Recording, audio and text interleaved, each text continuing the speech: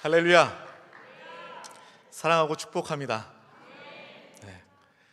고별 설교지만 여러분들이 불러주시고 기도해 주시면 언제든지 오겠습니다. 제가 오늘 예배에 앞서서 두 분이 제 앞에 오셔서 이렇게 만담을 하는 콤비처럼 제 앞에 와서 목사님 오늘 말씀 은혜 기대합니다 이러는 거예요. 그래서 네, 아멘 그랬어요.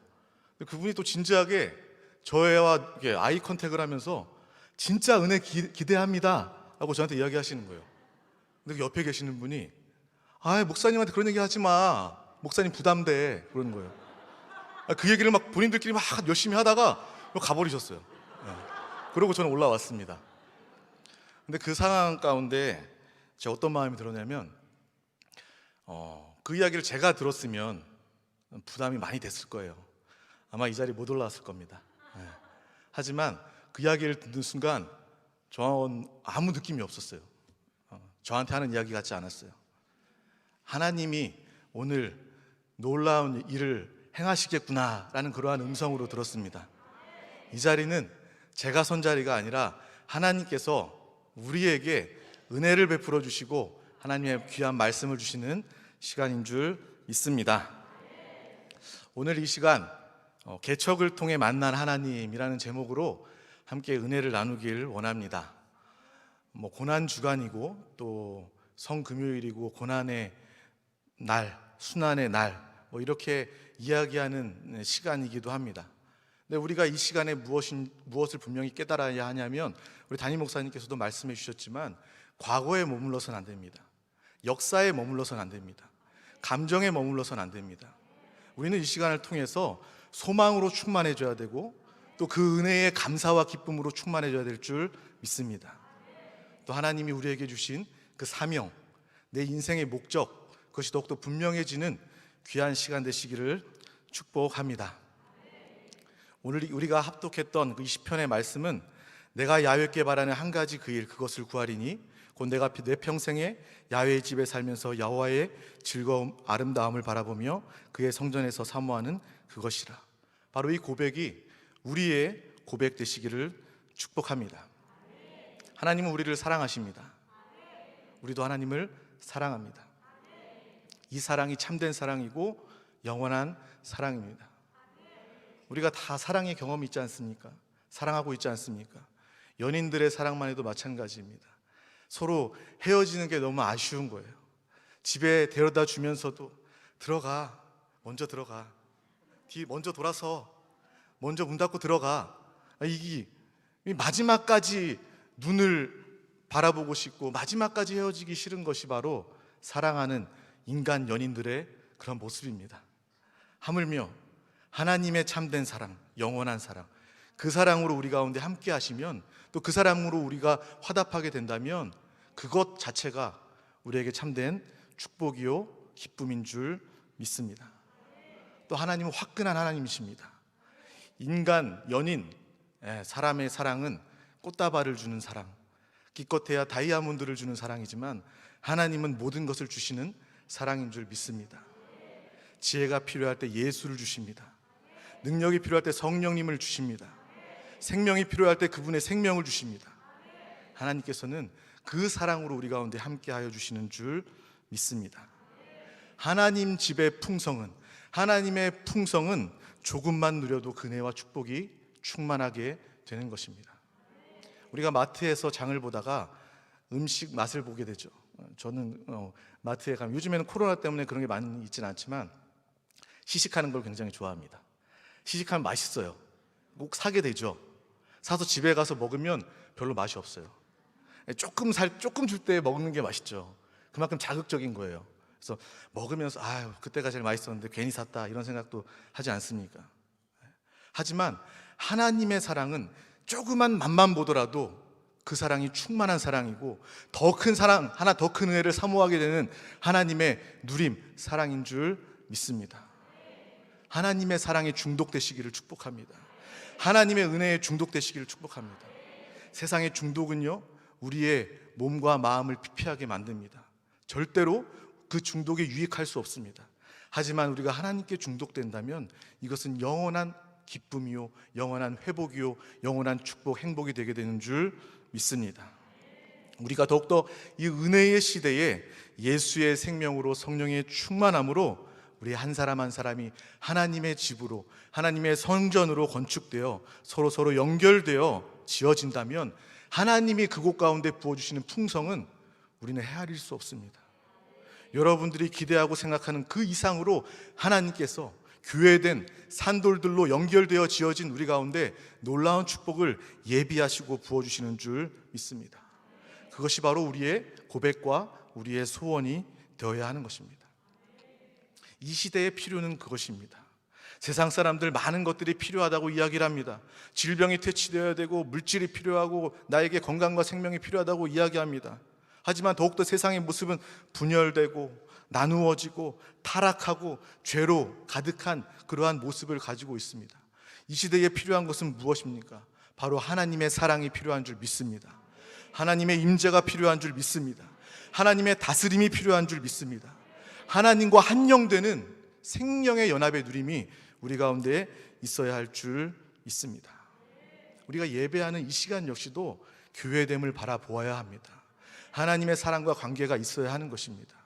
그거 관계 없다면 우리가 교회 안에서 예배하고 봉사하고 모인다 할지라도 그 생명과 사랑과 교회와 상관이 없다면 그것은 교회 안에 있지만 하나님과 상관없는 그러한 모임이요 단체일 수밖에 없음을 우리는 분명하게 깨달아야 할 줄 믿습니다. 항상 나의 인생은 교회로 지어져 가는 인생이다, 이 예배 시간은 건축되는 시간이다 라는 그러한 분명한 영적 바라봄을 가지시기를 축복합니다. 오늘 개척을 통해서 만난 하나님, 저는 이제 월요일 날 세종으로 떠납니다. 몸은 떠나지만 영은 하나로서 여러분들과 영원히 함께 합니다. 기대합니다. 처음에 갔을 때 성도가 없겠지만 여러분들이 함께 예배 드려주고 함께 기도해 주는 그 순간 우리는 영 안에서 부흥과 충만을 저도 그곳에서 동일하게 느끼게 될 줄 믿습니다. 이 개척을 준비하면서 참 많은 은혜, 또 많은 또 은혜에 대해서 또 간증하게 되고 또 정리가 되는 그러한 유익한 시간이었습니다. 먼저 저는 개척을 통해서 아브라함의 하나님을 만나게 되었습니다. 창세기 12장 1절 말씀을 우리 다 같이 합독하도록 하겠습니다. 시작. 야훼께서 아브라함에게 이르시되 너는 너의 고향과 친척과 아버지의 집을 떠나 내가 네게 보여줄 땅으로 가라. 아멘. 개척을 준비하면서 저는 아브라함의 하나님을 만났습니다. 저는 군포의 아들입니다. 군포에서 났습니다. 군포에서 자랐습니다. 그래서 저는 흥진 초등학교, 흥진 중학교, 흥진 고등학교를 나왔습니다. 저의 모든 시간은 이 군포와 함께 지냈습니다. 물론 저는 하나님의 아들입니다. 하지만 군포에서 나고 자란 사람이에요. 세상 사람들로 따지자면 학연, 지연 모든 걸 다 따졌을 때 저는 군포에 있어야 합당한 사람입니다. 어떤 사람은 저한테 그렇게 이야기했어요. 여기서 정치인으로 나설 생각이 없냐고. 왜냐? 여기서 나고 자랐기 때문에, 군포의 아들이기 때문에. 하지만 저는 군포의 아들이 아니라 하나님의 아들입니다. 그래서 어느 날 갑자기 하나님께서 또 제가 또 처음에 개척을 가지고 또 항상 또 기도도 했었지만 또 어느 날 갑자기 불현듯 하나님께서 하나님의 때에 저를 부르셔서 본토 친척 아비 집을 떠나 내가 인도하는 곳으로 가라 라고 말씀해 주셔서 저는 그 세종이라는 땅을 밟게 되는 것입니다. 정말 사람의 생각으로 봤을 때 그곳은요 제가 갈 수 없는 땅이에요. 오히려 군포에 있는 게 저한테는 가장 안전합니다. 하지만 하나님께서는 그 땅을 저에게 약속의 땅으로 정하시고 보내주신 줄 믿습니다. 더구나 코로나 이러한 상황인데 어떤 사람들은 성도님들도 그렇게 이야기합니다. 이 힘들 때에 좀 이따 하지, 지금은 때가 아닌 것 같은데. 하지만 이때가 바로 하나님의 때, 하나님의 예비하신 장소가 있음을 바라보게 되는 것입니다. 제가 만약에 뭐 어떤 많은 이유들이 있어서 세상 사람들이 보기에도 합당한 이유들이 많아서 그래 내가 많이 익숙하고 많이 아는 지역에 가서 또 뭐 경제적으로도 뭐 상황적으로도 우리나라적으로도 잘 되고 행복하고 좋을 때 뭐 그럴 때 가가지고 뭔가를 하면 교회도 잘 되지 않을까 뭐 그렇게 생각할지 모르지만 오히려 그 반대입니다. 정말 인간으로서는 이해할 수 없고 인간으로서는 좀 합당히 여길 수 없는 그때, 그것이 바로 하나님의 장소, 하나님의 때임을 분명히 알게 되었습니다. 저는 그래서 사람 의지하지 않게 되었고요, 내 방법, 내 지혜, 내 판단 의지하지 않게 되었습니다. 그냥 다 버렸어요. 이때는 내가 할 수 있는 게 아무것도 없다. 그곳은 내가 할 수 있는 것이 아무것도 없다. 하나님만 보이게 되는 거예요. 하나님만 붙들게 되는 것입니다. 제가 이 경험을 했던 그런 기억이 있어요. 우리 첫째 딸 하원이가 나오면서 그 전까지만 해도 나름 저도 뭐 지혜가 있고 많이 배웠고 뭐 어디 나가도 뭐 외적으로나 뭐 지식적으로나 내면적으로나 빠지지 않는 그런 사람이다 라는 그런 자부심을 가지고 있었는데, 하원이가 태어나면서 그 아이를 살리는데 죽을 수도 있다라고 말하는 그 병원 앞에서, 의사 앞에서 그 아이를 살리는데 나는 아무것도 할 수 없다는 것을 깨닫게 되었을 때 오히려 더 단순하게 되더라고요. 오히려 더 분명하게 되더라고요. 내가 무슨 방법, 내가 무슨 노력 할 필요가 없구나, 그거 불가능하구나라는 것을 깨닫게 되는 순간 주님 앞에 엎드려 기도하게 되었습니다. 주님만 붙잡게 되었어요. 그 기억이 번뜩 나는 거예요. 이때는 더욱더 하나님이 은혜의 때구나. 하나님께서 나를 사랑하셔서 나만 바라봐라, 나만 붙들어라, 내가 행한다, 그거 지켜봐라.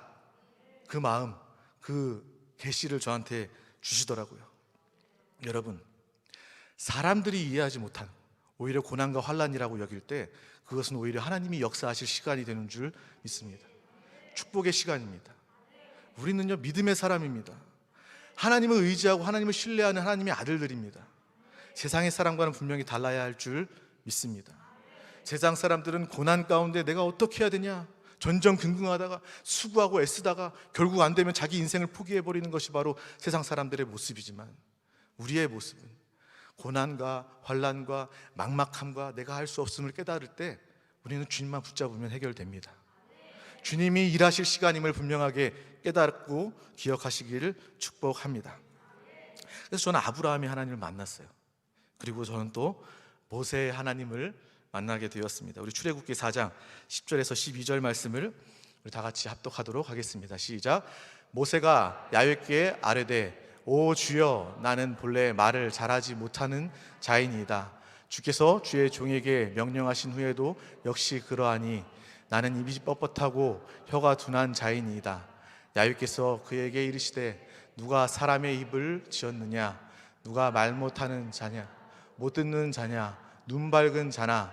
맹인이 되게 하였느냐?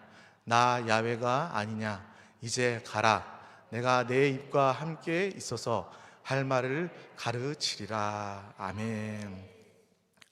우리가 모세에 대해서 잘 알고 있습니다. 모세는 40년 동안 그 당시 최고의 강대국이었고 문명국이었던 그 애굽에서 배우고 명망을 쌓았던 그러한 사람이었습니다. 하나님 보시기에 모세가 정말 그때에 40세가 되던 때에 붙잡아 사용하셨다면 아마 세상 사람들이 볼 때 그래, 맞아, 인생의 최고의 전성기니까 정력도 활력도 넘치고 그리고 많이 배웠고 정말 혈기가 왕성할 때니까 그때 맞아, 쓰기에 합당한 때야 라고 여겼을 것입니다. 하지만 하나님은 모세를 그렇게 사용하지 않았습니다. 모세를 광야에서 40년이라는 시간 동안 뺑뺑이를 돌리시고 그 가운데 하나님만 바라보게 하시고 하나님만 의지하게 하시고 그 육신의 세상의 모든 그러한 모습들을 다 빼시고 처리하셔서 마침내 하나님의 존재로 충만하게 되었을 때 하나님께서는 그를 부르셔서 사용하게 됨을 우리는 분명하게 기억하고 있는 것입니다. 모세를 사용한 것은 40세가 되던 때에 혈기가 왕성하던 그때가 아니었습니다. 모세는 그 당시에 다만 이스라엘 백성을 핍박하던 그 애굽 사람을 쳐 죽인 그 일을 하게 된 것입니다. 저는 그 이야기를 보면서 또 개척을 준비하면서 어떤 마음이 들었냐면 정말 이때가 하나님의 때구나라는 것을 알게 되었어요. 제가 맨 처음에 아시는 분들도 있겠지만 저는 신학을 시작하면서 뭐 담임 목사님께도 그렇고 우리 교육자분들한테도 그렇고 저는 뭐 졸업만 하면 개척입니다. 무조건 개척 나갑니다 라고 이렇게 선포를 했어요. 모세 같았죠. 혈기가 왕성했어요. 그래서 지금 생각하면 그때 졸업하고 나서 나가면 육체 혈기로 왕성했던 내가 교회를 개척해서 물론 하나님 기뻐도 하시겠지만 모세가 그때 애굽 사람을 쳐 죽인 것처럼 제가 성도님들을 치진 않겠죠. 그렇진 않았겠지만 많은 성도님들을 아프게 했겠구나, 또 힘들게 했겠구나 라는 그런 생각을 많이 하게 되었습니다. 하나님의 때가 되었구나. 내가 한세 교회 안에서 또 정말 목사님께도 또 많이 훈련받고 또 도움을 받고 또 성도님들과 함께 또 믿음의 여정 또 추억을 함께 쌓으면서 저 자신도 이렇게 많이 처리되고 변화되고 그러한 모습을 보게 되었습니다. 그래서 정말 모세와 같이 그 광야의 시간은 외로운 시간이 아니라 의미 없는 시간이 아니라 광야에 있었던 시간은 바로 하나님께 배우는 시간이었고 하나님을 독대하는 시간이었고 나의 쓸모없는 하나님이 합당하게 여기지 않는 그 모든 내 육신과 자아의 모든 것들을 다 처리하는 그러한 시간이었음을 저 또한 보게 된 것입니다. 그래서 정말 하나님이 원하시는 것은 바로 예수 그리스도구나.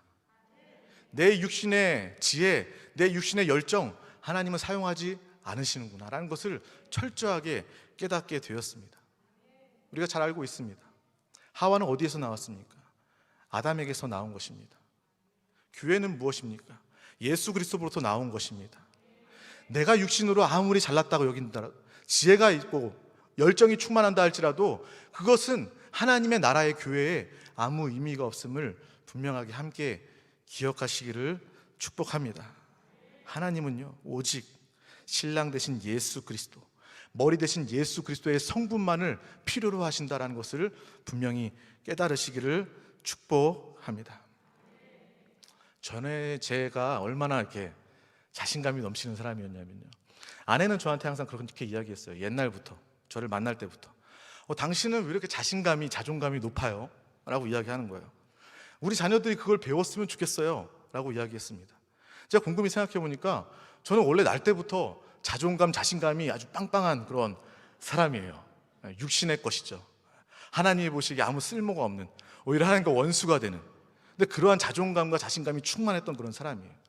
그런데 사역을 하면서 주님을 만나면서 제 자존감과 제 자화상은요 더 높아졌어요. 왜냐? 하나님이 나의 주인 되어주시고 하나님이 나의 근본 되어주시고 하나님이 나와 함께 하시니까 그 자신감은요 이루다 말로 할 수 없게 되는 것입니다. 그래서 정말 우리의 자존감과 우리의 자화상이 그러한 자화상 되시기를 축복합니다. 변화되었어요. 예전엔 육신으로 충만한 자존감이었지만 이제 예수로 충만한 자존감이 되었습니다. 내가 잘나서가 아니라 내가 가는 곳마다 내 안에 계신 예수 그리스도께서 행하실 그 일들을 기대하게 되는 것입니다.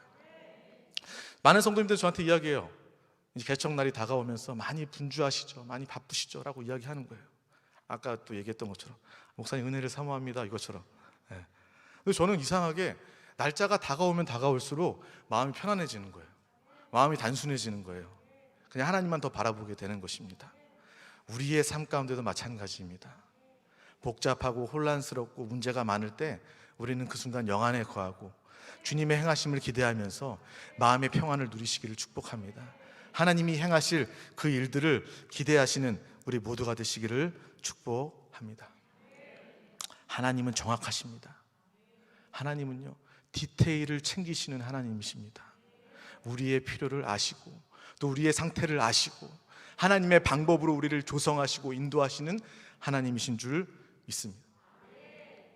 저는 아직도 생각나는 간증 중에 무엇이 있냐면, 저희 교육자분들이 이렇게 회의를 하러 다른 지역에 갔을 때 우리 담임 목사님을 아는 여의도의 한 안수 집사님이 맛있는 식사를 대접하고 싶다고 하면서 이렇게 저희 전 교역자들을 식당에서 대접하셨던 그 기억이 납니다. 근데 그분이 어떤 이야기를 하냐면, 이야기하는 간증 중에 제가요 예전에는 이 일을 하면서 많은 일들을 하면서 실패를 정말 많이 했어요. 많이 어려움도 많이 겪었고요, 부도도 나고요, 많이 어려움들이 있었어요. 근데 지금 와서 생각해 보니까 하나님이 그때 나에게 물질을 부어주시고 그때 나를 축복하셨다면 아마 나는 하나님을 떠났을지도 모릅니다. 그리고 그분 표현이 그래요. 내 가랭이가 찢어졌을지도 모른다고 이야기를 하는 거예요. 준비가 안 됐는데, 감당이 안 됐는데 하나님이 그렇게 역사하실 리가 없는 것입니다. 우리는 모두가 하나님께서 준비하시고 훈련시키는 그러한 여정 가운데 있음을 분명히 아시길 바랍니다. 하나님은 정확하셔요. 하나님은요, 내가 나를 아는 것보다 나를 창조하시고 나를 사랑하시고 내 안에 계신 하나님이시기 때문에 나를 누구보다 정확하게 아십니다. 내가 필요한 것 당당히 주지 않는다고 우리가 하나님을 원망불평하는 것이 아니라, 하나님은 정확하시구나, 하나님의 때가 있구나, 하나님이 나를 통해서, 내 인생을 통해서 처리하고자 하는 것이 있구나 라는 것을 분명히 아시는 저와 여러분, 우리 모두가 되시기를 축복합니다. 저는 아브라함의 하나님을 만났고, 또 모세의 하나님을 만났고, 또 바울의 하나님을 만나게 되었습니다. 우리 사도행전 16장 6절에서 10절 말씀을 합독하도록 하겠습니다. 시작. 성령이 아시아에서 말씀을 전하지 못하게 하시거늘 그들이 부르기아와 갈라디아 땅으로 다녀가 무시아 앞에 이르러 비두니아로 가고자 애쓰되 예수의 영이 허락하지 아니하시는지라.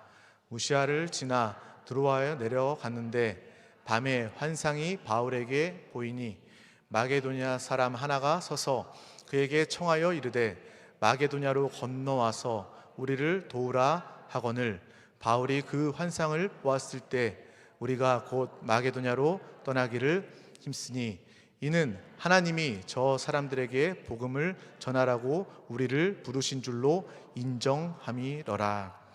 아멘. 우리가 잘 아는 사도 바울이 전도 여행 중에 이렇게 하나님의 분명한 인도, 하나님의 예민한 인도를 받게 되는 것입니다. 바울은 그렇게 생각했을지도 몰라요. 복음을 전하는 것, 하나님, 주님, 내가 다른 일 하는 게 아닙니다. 복음 전하는 거예요. 교회를 세우는 것입니다. 영혼을 살리는 것입니다. 이 일의 장소가 바뀌면 어떻습니까? 순서가 바뀌면 어떻습니까? 이렇게 여겼을지도 몰라요. 하지만 바울은 주님의 인도를 분명하게 깨닫고 그 인도함을 따라가는 믿음의 사람이었습니다. 하나님은요, 우리가 하나님의 일을 하면서도 하나님께서는 분명한 그 계획과 하나님의 의견과 음성을 우리 가운데 들려주시는 줄 믿습니다. 내가 그냥 주님 안에 있어, 주님의 일을 해, 그러면서 바쁘게 지나가는 것이 아니라 우리는 항상 먼저 기도하고, 항상 기도하고, 또 기도하면서 주님의 응답, 주님의 음성을 듣고 인도함 받는 우리 모두가 다 되어야 할 줄 믿습니다. 주님은 예민하게 우리를 인도하십니다. 하나님 그분의 분명한 뜻과 의견을 가지고 계십니다. 그래서 우리가 영안에 거하자고 이야기하는 것입니다. 예수 그리스도께 묻자고 이야기하는 것입니다. 청소를 하더라도 이 코로나 때문에 우리 성도님들이 많이 자원해서 또 성전을 청소하고 화장실을 청소합니다. 꾸준하게 계속해서 청소합니다. 그럴 때도 사람은 몰라줘도 하나님은 기억하십니다. 하나님의 음성을 들으면서 우리가 교회를 청소하고 또 봉사하고 예배하시기를 축복합니다. 하나님, 나 하나님만 아시면 됩니다. 사람은 몰라줘도 나는 하나님의 성전이, 하나님의 이 집이 깨끗해지고 아름다워질 때 나는 너무나도 행복합니다. 하나님과 대화하고 하나님의 음성을 듣는 귀한 봉사와 또 청소의 시간 되시기를 축복합니다. 물건 하나를 사더라도, 담임 목사님 말씀하시는 유명한 일화가 있지 않습니까? 마트에 가서, 슈퍼에 가서 우유 하나를 사더라도 그냥 내가 우유 계란 필요하니까 막 집어서 계산대에 올려놓고 계산하는 것이 아니라, 주님 이 우유를 사기를 원하십니까? 이 우유를 통해서 내가 더욱더 강건해져서 주님을 위해 살기를 원합니다 라는 그러한 대화를 나눌 수 있다면 그것이 바로 의미 있는 예배의 시간, 기도의 시간, 또 하나님이 기뻐 받으시는 귀한 시간이 되게 될 줄 믿습니다. 영안에 거하면 이 예민한 주님의 음성, 항상 하시는 주님의 음성을 우리 가운데 듣게 되는 줄 믿습니다. 왜 이 이야기를 하냐면, 우리가 예전에 궁금하셨을 거예요. 뭐 저한테 물어본 분은 아무도 없었지만, 대전을 기도했는데 왜 갑자기 세종이 됐습니까? 궁금하시지 않았습니까? 안 궁금했어요? 궁금하지 않아서 그런지 저한테 물어보는 사람이 아무도 없더라고요. 바뀌었어요. 대전에 제가 정말 많이 갔습니다. 얼마나 많이 갔냐면, 제가 대전 그 도안이라는 도시에 부동산 사람을 다 알 정도로, 너무 많이 가니까 부동산 사람보다 매물을 제가 더 많이 알고 있는 거예요. 부동산 사람한테 여기도 있고 여기도 있고 여기도 있다고 소개를 해줄 정도로. 아, 그래요? 그 정도로 정말 기도하면서 또 정말 많이 갔습니다. 또 우리 한세교에서 사역하면서 틈틈이 얼마나 많이 갔겠습니까? 예, 가가지고 또 이렇게 우리 성도님들도 기도해 주시고 이렇게 가서 또 알아보고 하던 중에 또 하나님이 또 그렇게 인도를 해 주시더라고요. 어떻게 인도를 해 주시냐면, 먼저 이제 뭐 교회가 있던 자리, 또 옮겨가는 자리, 그 교회를 찾아가서 아, 나 이 교회에 들어오길 원합니다 라고 이야기를 하고 돌아섰는데 금방 전화가 와서 아, 다른 교회에서 와서 계약을 했습니다 라고 이야기를 하는 거예요. 그래서 뭐 하나님 또 교회를 뭐 분명한 장소를 예비해 놓으셨으니까 뭐 그 이야기를 듣는 순간 낙담이 되진 않았습니다. 뭐 하나님이 예비해 놓으셨지. 네, 그러고 지나갔는데 또 어떤 장소에 또 공실이 있어서 또 그곳에 들어가고자 해서 가계약을 했어요. 가계약 보증금 100만 원을 이렇게 걸었습니다. 근데 그 주인이 시간이 지나서 이제 계약을 하고 이제 잔금을 치러야 되는데 마음이 바뀐 거예요. 교회 들어오는 거 싫습니다. 나 학원 들어오는 사람 받을 거예요. 그래서 저한테 100만 원 줬던 거를 더블로 해서 200만 원을 줬습니다. 차라리 계약금이라도 많이 걸 걸. 하나님께서 정확하시더라고요. 왔다 갔다 하는 그 기름값을 정확히 주셨어요. 그래서 하나님은 정확하시는 하나님이시구나, 일용할 양식을 주시는 하나님이시구나 깨닫게 되었어요. 이제 그러면서 이제 막혀진 경험들이 하나님이 이렇게 알아보고 계약하고 또 진행하고 이런 상황 가운데 한 5-6번 정도 이렇게 막으시는 그러한 경험들이 있게 됐어요. 그래서 그러한 경험들이 많아지면서 또 우리 담임 목사님과 교역자들과 나누면서 이게 하나님의 인도일 수 있겠다라는 그런 또 이야기를 또 하게 되었고 또 나누게 되었어요. 저도 그런 마음이 들었습니다.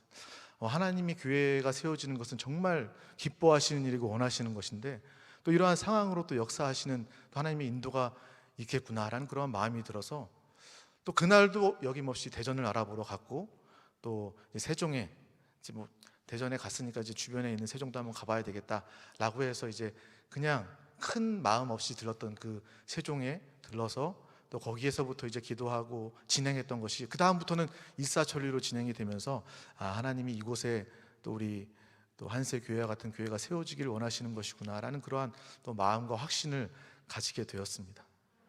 또 어떤 일이 있었냐면 우리 장로님들도 참 많이 기도해 주시고 애써 주셨어요. 많이 가셨거든요. 답사차 많이 가셨는데 어느 날 저를 데리고 이제 대전도 가고 세종도 갔죠. 근데 세종에 가서, 대전에서는 안 그랬거든요. 근데 세종에 갔는데 뭐 어떤 공원에서 뭐 전망대 같은 데 올라가가지고 막 선교지, 우리가 선교여행 카자흐스탄 가면은 어디 가가지고 막 바라보면서 막 기도하지 않습니까? 도시를 보면서 기도하지 않습니까? 거기에서 뭐 장로님과 저와 이렇게 바라보면서 막 기도를 했어요. 근데 그렇게 지나가고 나서 이제 대전에 계속 알아보게 된 거죠. 그 이후로 쭉. 그래서 뭐 세종도 대전이고 뭐 거기서 하나님이 거기서 기도하게 하셨구나, 그냥 그 생각만 하고 지나갔는데 이러한 상황으로 하나님께서 인도하시고 또 세종에 인도함 받아서 또 그곳에서 일사천리로 하나님께서 도우시고 진행하시는 그런 모습을 보면서 또 그때 했던 기도가 생각이 나는 거예요. 그 기도가 헛된 기도가 아니구나, 의미 없는 기도가 아니구나, 하나님은 이 땅을 원하셨구나라는 그러한 마음이 동시에 들게 되었습니다. 하나님은 분명하게 인도하시는 하나님이심을 믿으시기를 축복합니다. 여러분들의 삶 가운데도, 우리의 신앙생활 가운데도 하나님의 예민한 인도를 인정하시고 바라보시고 하나님의 인도를 따라가는 우리 모두가 되시기를 축복합니다. 하나님은 스케일이 크신 하나님이시죠. 우리 알아요. 하나님은 무소부재하시고 전지전능하시다, 스케일이 크시다, 이거는 다 알지만 하나님은 디테일의 하나님이라는 걸 우리는 쉽게 잊어버리고 살 때가 참 많이 있습니다. 하나님은요, 우리를 잘 아시고 하나님의 최상의 길, 영생의 길, 최고의 길로 인도하시는 하나님이심을 분명히 인정하시고 그분의 인도를 때때로 수시로 항상 받는 우리 모두가 되어야 될 줄 믿습니다. 저는 아브라함의 하나님, 모세의 하나님, 또 바울의 하나님을 만나고 또 이삭의 하나님을 만나게 됩니다. 순서는 그게 중요하진 않아요. 창세기 22장 2절 말씀을 우리 다 같이 합독하도록 하겠습니다. 야훼께서 이르시되 내 아들 내 사랑하는 독자 이삭을 데리고 모리아 땅으로 가서 내가 네게 일러준 한 산 거기서 그를 번제로 드리라. 아멘. 우리는 이야기를 잘 알고 있습니다. 아브라함의 큰 믿음, 사랑하는 독자, 얼마나 귀합니까? 그 이삭을 제물로 바치라는 하나님의 음성에 순종한 아브라함을 기억하고 있습니다. 하지만 우리는 그 이삭의 순종을 또한 기억해야 되는 것입니다. 어찌 보면 정말 그 사랑하는 독자를 제물로 드리는 아버지의 마음도 크겠지만, 내가 죽는 줄 알면서 하나님의 제물로 드려지길 때 순종하는 그 이삭의 순종, 우리는 그것을 기억해야 하는 것입니다. 이삭은 단 한 번의 하나님 앞에 큰 순종을 통하여서 농사를 지으면 100배의 소산을 얻게 됩니다.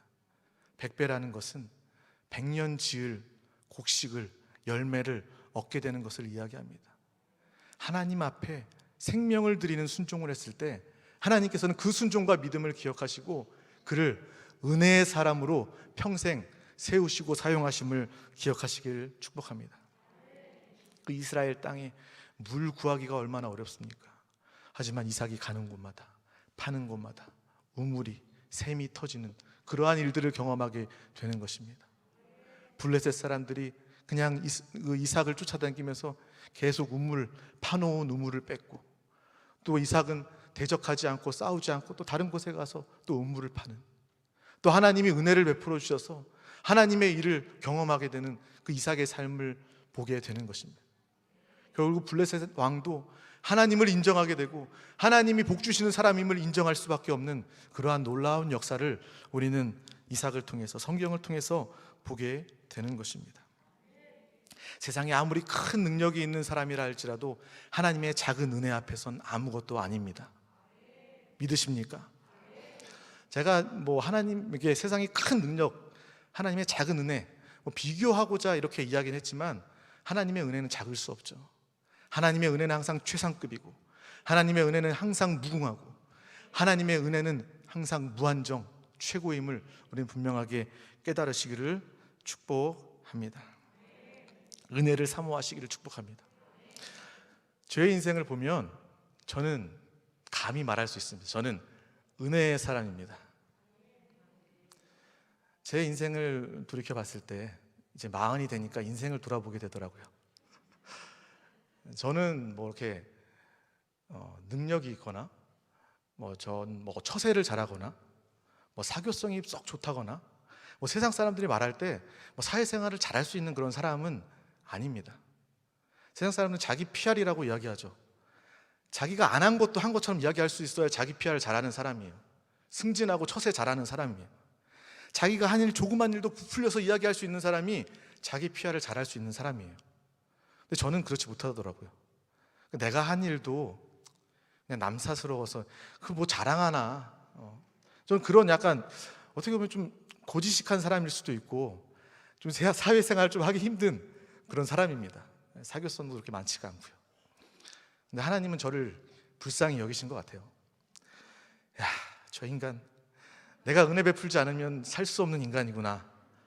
정말 하나님 나를 긍휼히 여기셔서 저는 은혜로 사는 사람이라고 고백할 수 있습니다. 정말 제 인생을 돌이켜 봤을 때 제 학창 시절에 제 친구들, 제 오랜 친구들이 있거든요. 중학교, 고등학교, 대학교까지 같이 가고 유학도 잠깐 같이 갔다 왔던 오랜 친구들, 예수 안 믿는 친구도 저한테 그렇게 이야기해요. 은혜라는 단어를 모르는 친구도 제 옆에서 그런 얘기를 해요. 야, 너는 참 은혜가 있는 것 같아 라고 이야기를 하는, 그들도 인정하는 거예요. 얘 보면 별로 이렇게 자존심, 자존감은 높은데 뭔가 좀 이렇게 내세울 건 별로 없어요. 근데 잘 돼. 자기는 아무리 애써도 안 되는데 저는 되는 걸 자주 보는 거예요. 그러니까 그 친구도 인정하는 거예요. 아까 블레셋 왕처럼 저를 보면서 너는 좀 아닌 것 같은데 좀 잘 돼. 뭐든지 잘 되는 것 같아. 세상 사람도, 친구도 인정하는 거예요. 그래서 저는 그걸 보면서 정말 은혜가 있구나. 여러분들도 은혜를 사모하시기를 축복합니다. 능력을 기르기보다 하나님의 은혜를 사모하시는 우리 모두가 되시기를 축복합니다. 나에게 이삭의 순종이 언제 있었던가라고 생각을 해봤더니, 아까도 이야기했던 것처럼 저는 하원이를 낳기 전과 후에 삶이 완전히 변했어요. 저는 그때 하나님 앞에 이렇게 절대적인 순종을 하게 되었죠. 정말 하나님 아니면 안 됩니다. 이 아이를 살려주신다면 나는 일평생 주님만을 위해서 살겠습니다. 기쁨으로 기꺼이 살겠습니다. 그렇게 서원했고 또 기도했거든요. 또 하나님이 응답해 주셨어요. 그래서 아이가 셋인데 우리 하원이는요, 그 어떤 아이보다 덩치도 크고요, 키도 크고 잔병치레도 없고요. 우리 둘째 셋째가 뭐 아프다, 약하다 이런 게 아니라 아주 그냥 탁월하게 우리 하원이는요 야무집니다. 하나님이 하셨어요. 1.7kg로 태어났습니다. 인큐베이터 안에 살면서 의사는요 위험하다고 이야기했어요. 평생 장애를 가지고 살 수 있다고 이야기하고 죽을 수도 있다고도 이야기했어요. 근데 하나님께서 그 아이를 다루시니까, 만지시니까 살아나더라고요. 그 모습 보니까 제가 하나님을 인정하지 않을 수 없게 되는 거예요. 모태신앙이었어요. 항상 주일 성수했어요.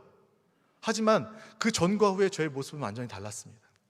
하나님께 순종했더니 그 다음부터 하나님께 저의 순종과 저의 기도를 들으시고 그 역사하시는 하나님 기뻐하면서 그것 바라보면서 기쁨으로 달려가고 있습니다.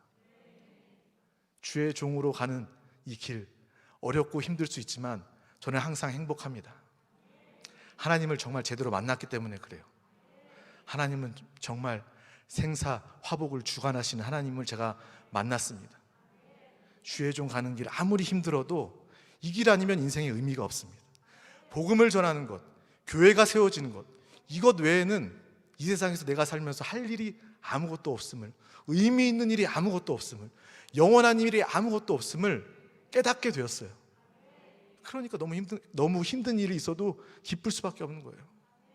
이 일만이 나에게 의미가 있는 일이고 이 일만이 하나님이 기뻐하시는 일이기 때문에 저와 여러분들은 이러한 삶, 이러한 신앙생활, 또 교회되어 함께 끝까지 믿음의 경주 승리하는 우리 모두가 되시기를 축복합니다. 그래서 저는 감히 은혜의 사람입니다. 그래서 절대로 저는 교만할 수가 없어요. 내가 능력을 의지하며 산다면, 내가 능력을 의지하면서 목회한다면 교만할 수도 있겠죠. 하지만 나는 주님 앞에서, 주님 안에서 항상 부족한 사람입니다. 난 주님 아니면 살 수 없습니다. 이 개척도 하나님 아니면 나 할 수 없습니다. 그거 인정해 버리는 거예요. 인정하고 주님만 바라보는 거예요. 그래야 하나님이 일하시고 하나님의 은혜를 베풀어 주십니다.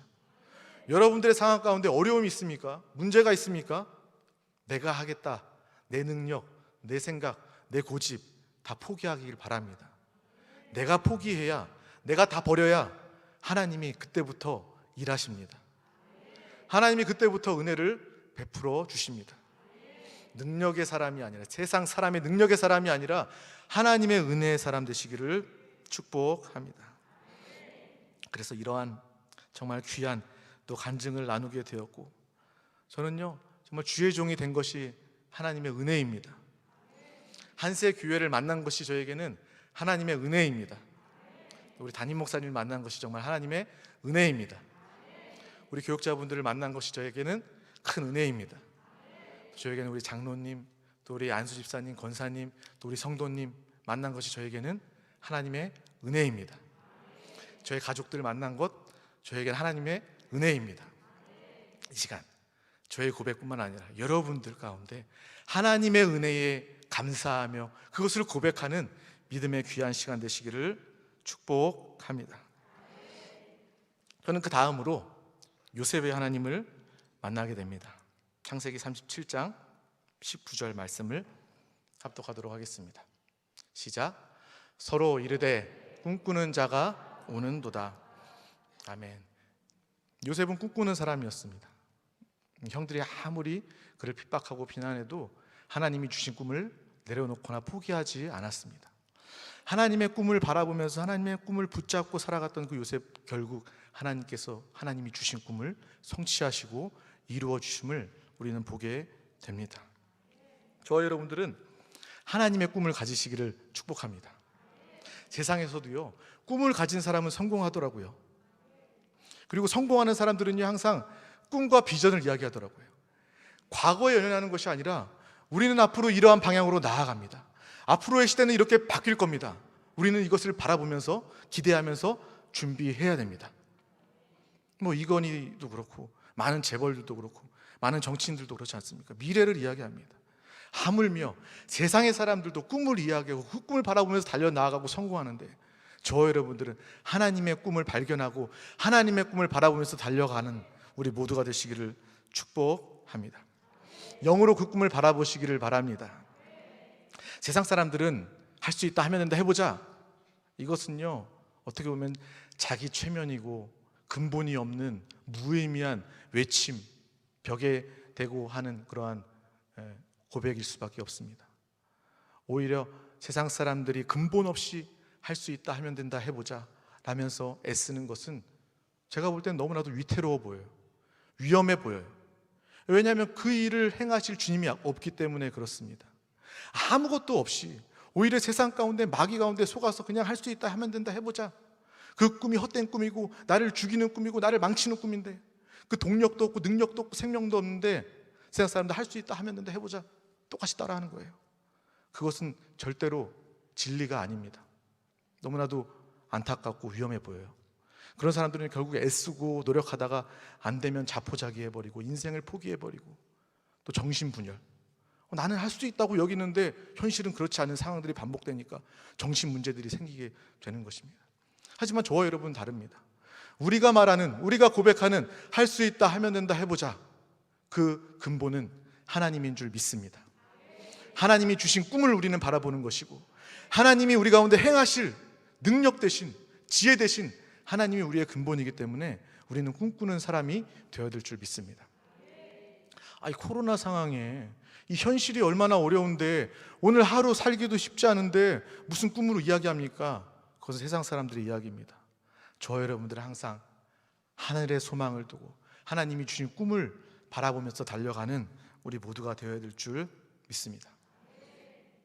그래서 세종 순복음 드림교회입니다. 하나님이 주신 꿈을 가지고 달려나아가는 교회, 성도들이 하나님의 꿈을 말하고 그 꿈이 이루어졌음을 간증하는 교회, 그것이 바로 드림교회의 꿈입니다. 이것을 위해서 우리 한세 성도님들도 함께 하나님의 꿈을 꾸고 하나님의 꿈을 달려나아가는 우리 모두가 되시기를 축복합니다. 저는 꿈꾸는 사람이에요. 저는 은혜의 사람이기도 하고요, 저는 꿈꾸는 사람이에요. 저를 오랫동안 겪어봤던 사람들은 알 거예요. 저는 미래를 말합니다. 어떤 사람들은 쥐뿔도 없으면서 미래를 이야기하네, 꿈을 이야기하네, 그렇게 생각할지도 모르겠지만 저는 항상 그 꿈을 이야기하고 삽니다. 항상 꿈을 바라볼 때 저는 행복해요. 지금 힘이 없다가도 하나님이 주신 그 꿈을 바라보면 너무나도 힘이 생기고 만족이 생기고 평안하고 기쁨이 생깁니다. 저의 꿈은 하나님이 기뻐하시는 영광스러운 주님의 교회가 건축되는 것입니다. 하나님의 꿈을 가진 드림교회, 제가 이 자리에서 또 한 가지 더 드릴 말씀 무엇이냐면, 우리 드림교회는요 앞에 한 문구가 빠졌어요. 바로 올려드림교회입니다. 한 영혼 한 영혼 얻어 주님께 올려드리는 교회. 새 가족들이 와서 그 이야기를 들으면 파득짝 놀라서 떠나갈지도 모르기 때문에 일단 드림교회라고 지어놨지만 원래의 뜻은 올려드림교회입니다. 모든 성도님들이 하나님께 올려드려지는 것입니다. 영광스러운 교회가 올려드려지는 것입니다. 그 교회가 바로 드림교회, 또 우리 한세의 교회인 줄 믿습니다. 그래서 저는 그 모습을 바라보면서, 그게 진짜 꿈이에요. 우리 성도님들도, 우리 한세 성도님들도, 드림교회 앞으로 성도님들도 나중에 깨닫게 될 것입니다. 지금 깨닫게 될 것입니다. 그래, 내가 하나님께 드려지는 것이 나의 최고의 꿈이구나, 내가 추구해야 되는 꿈이구나. 그것이 영원한 꿈이고 세상의 육신의 헛된 꿈과는 비교조차 할 수 없는 것임을 깨닫게 되는 줄 믿습니다. 저는 꿈이 어마어마하게 큽니다. 제가 얼마나 꿈이 크냐면요, 세종시에 국회의사당이 옮겨옵니다. 아십니까? 앞으로 이렇게 옮겨와요. 국회의사당, 여의도에 있는 거 진짜로 옮겨옵니다. 저는 그것을 보면서 하나님께서 이 대한민국의 국회의사당을 드림교회를 위해서 옮기셨구나 라는 그런 확신을 가지게 되었습니다. 그래서 어떤 마음이 들었냐면, 그래, 여의도 하면 뭐 생각납니까? 전 두 개 생각납니다. 국회의사당, 여의도 순복음교회. 하나님께서 여의도에 국회의사당을 세우시고 여의도 순복음교회를 세우셔서 또 그 당시에 이 나라에, 이 시대에 필요한 하나님의 그 목적, 이 여의도 교회를 통해서 다 이루어 주셨습니다. 저는 인본주의자들이 이야기하는 여의도 교회의 번영 신학이나 기복 신학 이런 거 이야기하는 것이 아닙니다.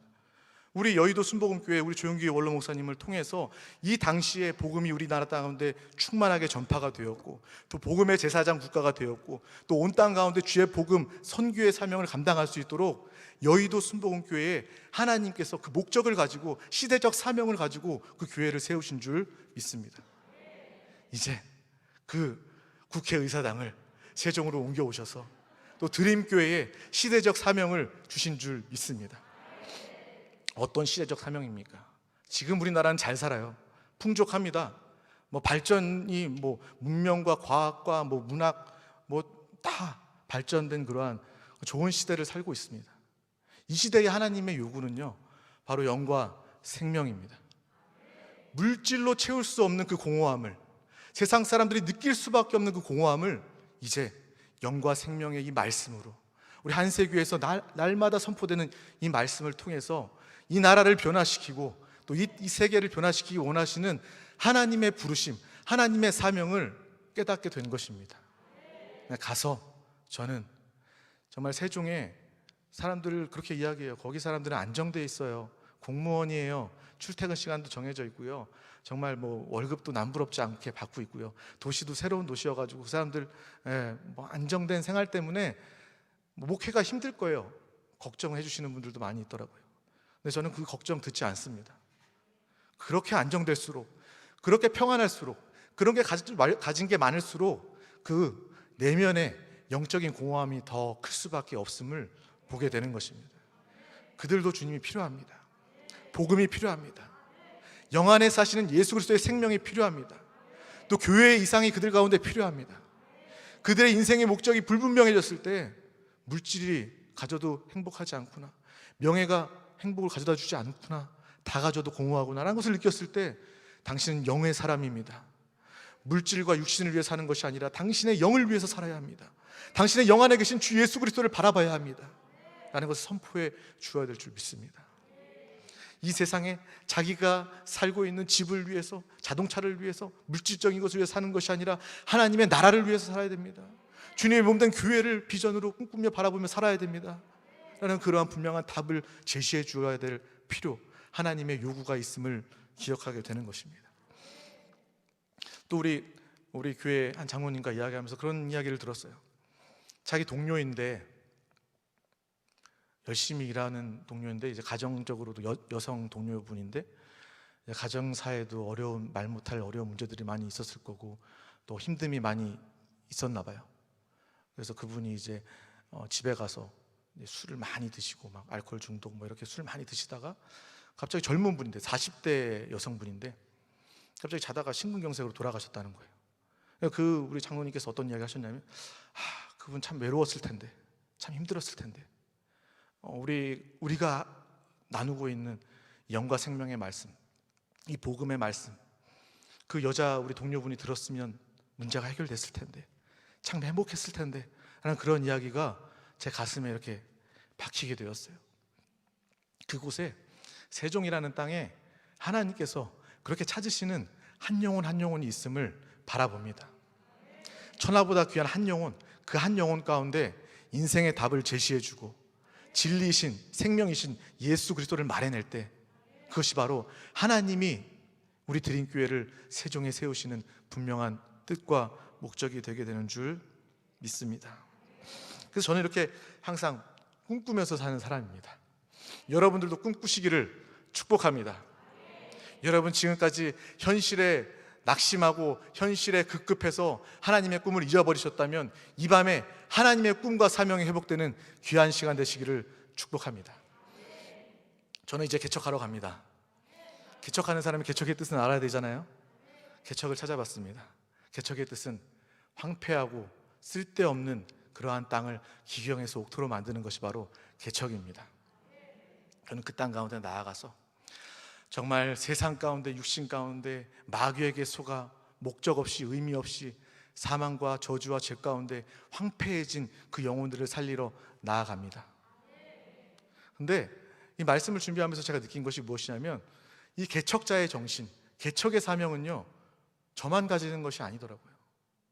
이 시간을 통해서 제가 개척하지만 여러분들도 개척자의 정신을 가지는 귀한 시간 되시기를 축복합니다. 먼저 여러분들의 마음밭이 돌짝과 길가와 가시밭이 아니라 옥토의 밭으로 이 시간 기경되시기를 축복합니다. 옥토의 밭이 되어서 하나님의 말씀이 심겨지고 하나님의 생명이 심겨져서 열매 맺고 많은 자들 가운데 하나님의 생명을 나타내는 개척자의 기회가, 생명이 여러분들 가운데 동일하게 임하기를 축복합니다. 개척은 저만 하는 게 아니에요. 여러분들이 다 같이 하는 겁니다. 이 땅에 믿는 자들은 개척자의 정신으로 사는 것입니다. 먼저 나를 개척하고 또 우리의 주변, 우리의 지역, 코로나 이후로 보이지 않는 우리 식구들, 지역 식구들 얼마나 많이 있습니까? 개척자의 정신으로 나아가야 됩니다. 그 마음밭을 기경해 줄 수 있고 옥토의 밭으로 만들 수 있는 사람은 바로 저와 여러분인 줄 믿습니다. 그 사명이 회복될 때 이 밤의 예배 시간이 비로소 의미가 있게 되는 것입니다. 개척하러 가세요, 안녕, 이렇게 끝나는 것이 아닙니다. 우리 다 개척하는 것입니다. 우리의 가정을 개척하는 것입니다. 불신자들, 그들의 영혼을 살리고 정말 지옥으로부터, 세상으로부터, 죄로부터, 마귀로부터 이끌어내는, 그것이 바로 저와 여러분들 개척자의 사명인 줄 믿습니다. 이 개척의 말씀을 통하여서 또 개척의 정신을 가지는 귀한 기회를 삼으시기를 축복합니다. 하나님의 교회, 하나님의 나라 확장되는 것입니다. 우리가 그 모습을 함께 바라보시기를 축복합니다. 제가 목사님도 이제 우리 담임 목사님 항상 옆에서 또 말씀을 듣고 배우고 하지만 또 이제 제가 또 세종으로 가니까 또 제가 알았던 목사님들도 막 가서 만나서 이야기를 해요. 목사님들 개척하러 가, 막 이렇게 이야기를 해요. 그럼 저한테 막 이야기해 주셔요. 개척 진짜 좋아. 개척하면 뭐가 좋은지 알아? 개척하는 담임 목사가 믿음이 좋아져. 그리고 이야기하는 거예요. 무슨 의미인지 잘 모르겠어요. 이렇게 그만큼 힘들다는 걸 수도 있는데 정말 믿음이 좋아져서 더 정금같이 변화될 저의 모습을 기대합니다.